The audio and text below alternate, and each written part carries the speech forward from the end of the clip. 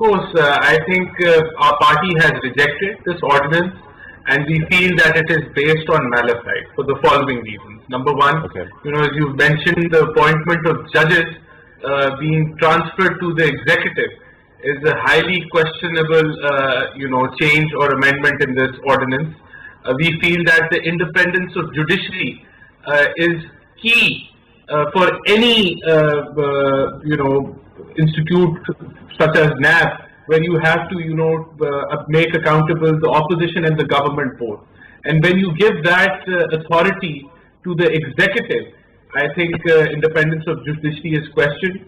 And secondly, we feel that this ordinance has been brought for a specific person, that is the chairman, to continue.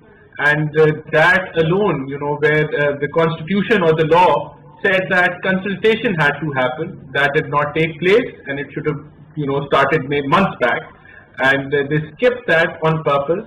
And for this man alone, this ordinance has come so he can continue, which shows the fact that the neutrality factor, which had to be there, has vanished, and the NAB Niazi linkage, which we used to talk about, is evident now. So thirdly, I think when we brought those 34, not we but the opposition, talked about those 34 recommendations about NAB, we were blamed in your program, I guess, dozens of times that we're not going to give the opposition an NRO. We're not going to give them an NRO. It's not over our dead bodies.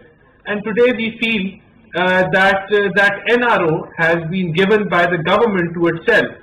How so? The Pandora leaks recently, out of NAB's mandate now. We feel the decisions of the cabinet, which led to the sugar scandal, the wheat scandal, the medicine scandal, the LNG procurement scandal. So many things out of NAB's so, when he came, I'll tell you what some of the judges said about him. For example, Justice Bakir, in his 84-page report, he talks about NAB being used as a tool for political victimization. He talks about political engineering. He talks about human rights violation.